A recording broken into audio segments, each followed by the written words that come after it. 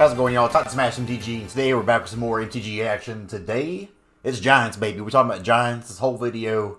Anybody watch the preview video, y'all know I'm pretty high on Temur Giants. I had a Grixis Giants list as well. And I've been having people ask me in the comments, like, what about Jeskai Giants? Is that not viable because you have Realm Cloak Giant? So I wanted to take a look at all three deck lists, kind of compare them, see what the strengths of each archetype is. Why go Grixis? Why go Jeskai? Why go Temur? And which one I think is better overall, and what kind of play styles and that kind of thing they have. Also, a lot of people have been talking about my accent, which I never really realized because it's just me. But if you like this southern accent, by golly, you can just keep on supporting me and like, comment, and subscribing. Now, like I said, we're gonna talk about Jeskai Giants. We're gonna talk about Temur Giants, and I reckon we'll even talk about Grixis Giants. So get yourself a seat here, sit down, partner, and we'll go ahead and get at it. What do you say? But anyway, if you like that, if you like some giant action, let's look at the decks. Deck number one, let's look at a little Temur Giants. That's the first one that we talked about in the last video. Temur Giants, let's go. So deck number one here is Temur Giants. Not that much different than the 10 decks video I did where I showed Temur Giants off there. The only real changes I have here is I went out to a whole playset of Glimpse the Cosmos. I watched them versus live. I was watching Corey and Ross play, and they've had a few different decks. They played giant type strategies, and spoiler alert, they've actually looked pretty good. But Glimpse the Cosmos was one card that they came away impressed with every time, and it always just looks really, really good. Like, especially when you get to cast it for 1 mana, it just looks so strong. So Glimpse the Cosmos, you'll notice, is a 4 of in every deck now instead of just a 2 of or a 3 of. But talking off here, Temur. So the card per splash in here is green. Like, no matter what, like blue-red is your base. You notice we had Grixis, Temur, Jeskai.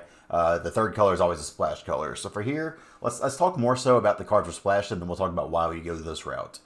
So we're obviously splashing a playset of Realm Walker here, and I think it's a pretty big reason to go Temur. Having this changing shapeshifter here, enters battlefield, choose a creature type. You may look at the top card of your library at any time, and you may cast creature spells of the chosen type from the top of your library.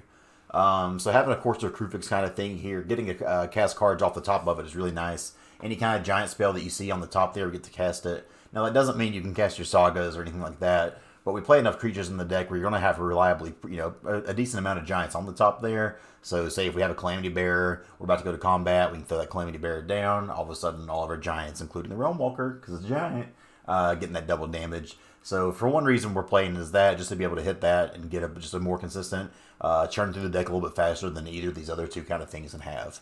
Also, still playing the 2 Corvori, God of Kinship, because that ring on the back of it, getting to just choose giants, have a turn 2 mana rock. Perhaps I should even be playing 4 of this, to maximize those gains and make sure that way, no matter what, on turn 3, I'm trying to get a 4 mana giant down.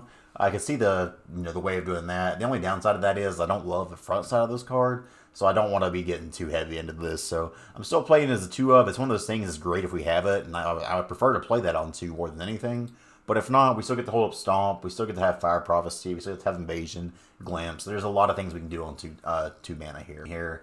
Lastly, the green card we have here is the 2 of Beanstalk Giant. Again, I think there's a lot of different ways you can build this also. Beanstalk Giant being a way to ramp up a little bit into your bigger giants, but also just be a huge giant when you get to actually cast it is nice.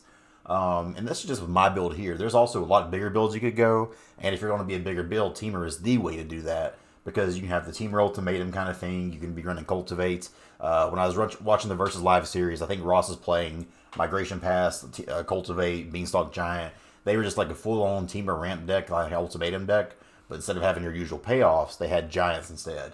And you can still build it super similarly. You can put a Tear of the Peaks in here, and these giants will just start smashing face and doing work there. So there's a lot of different ways to build Temur. I think Temur is the most just overall probably fair and good way to build this, in my opinion. And you get multiple different ways of building it, which is really nice. There's a lot of versatility there compared to the other ones, which are a little bit more constrained into ways you want to build them. But Temur has a lot of options, and I think it's a good way to build it. So for me, my starting point personally will be Temur, but there's other good reasons. So let's look at another way to build this and go to Grixis Giants. I don't know what that was. Grixis Giants. So looking here at Grixis Giant, this is a lot different kind of shell, and this is one that, even though this is potentially one of the better ones too, you have to build this a lot differently taking a look at it. So we're playing a 2-2 split of Bloodchief's Thirst and Heartless Act. We do get some black removal in here for that third color.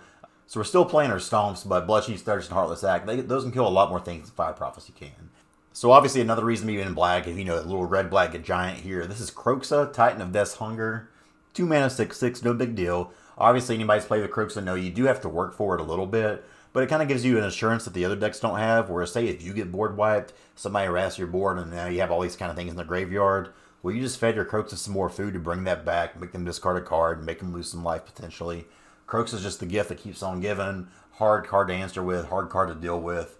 Now, because we play this card in here, we do have to play a whole play set. Or no, sorry, we have to play 3 Temur Calls the Dead.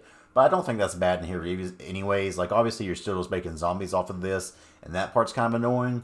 But when you're milling things, you're either possibly milling Quakebringers to put in the graveyard. And if they're in the graveyard, then hey, you got a giant out there, you're dealing the damage to the opponent anyways. If you, say you mill a Glimpse of Cosmos, you have a giant out there, 1 mana, you can still play that from the graveyard.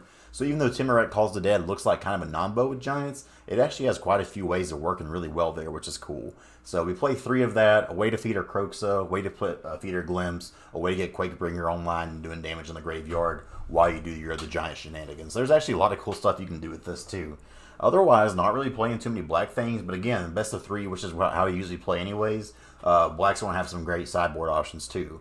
So, reason to play Grixis over anything is you have the best removal in here, probably the best sideboard options. You also get a bunch of hand disruption spells and things of that nature. And then just the biggest, I guess not the biggest giant because of Beanstalk Giant, but of all the giants out there, Grixis is one of the most hardest to deal with and one of the just best overall giants. So, Grixis is definitely a different way to do this. You still have your board wipe and Battle of Frost and Fire as you do in Temur. And you'll notice every one of these decks has a board wipe of their own that's kind of one-sided, so that's a very cool way to play giants. But speaking of board wipes that are one-sided, let's go ahead and look at Jeskai Giants. Let's go! So lastly here, looking at these, we have Jeskai Giants. Obviously, let's just jump to the main reason we're playing Jeskai is Realmcloak Giant. White doesn't really have a lot in giant payoffs, like it has Giant Killer, but it's not a giant. But we get Realmcloak Giant here. We get Cast Off Sorcery, 5 mana, destroy all non-giant creatures. Even though Battle of Frost and Fire is a really, really good card, doing 4 to everything.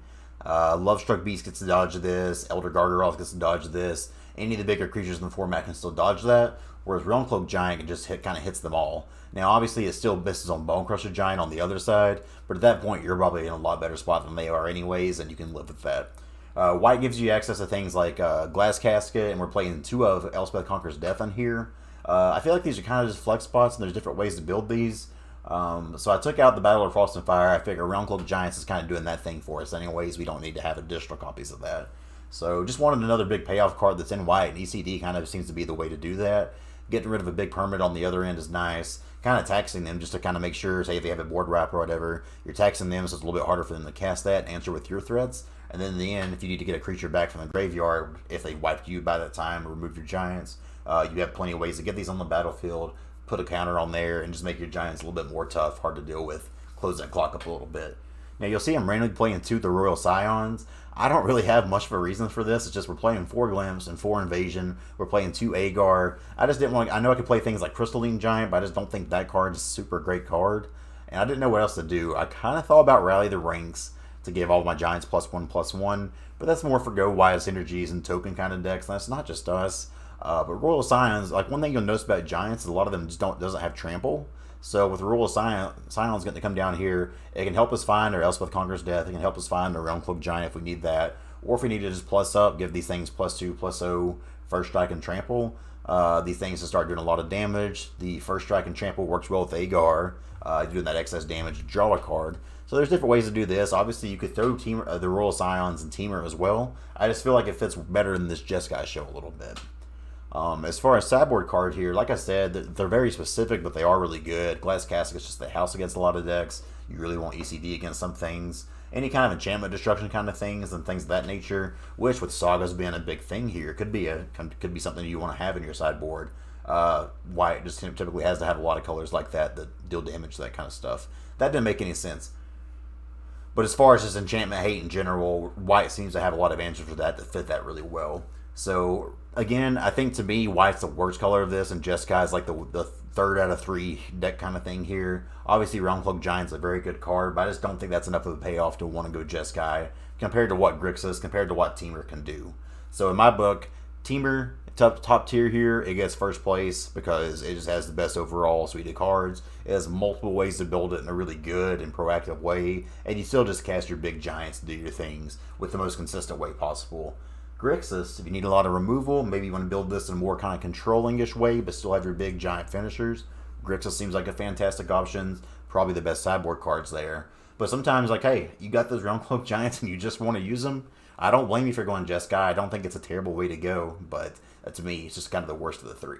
But that's what we got overall here. Jeskai Giants, Grixis Giants, Temur Giants, whatever kind of Giants you want, baby. You got your own build. Let me see it. I want to see your in the comments. Show me your giant builds in the comments. Looking forward to playing these, y'all. I really am getting excited about this set. Once again, I know I'm a broken record with it. Come watch me stream this on Wednesday, January 27th, 11 a.m. Eastern Standard Time, twitch.tv/TitansmashMTG.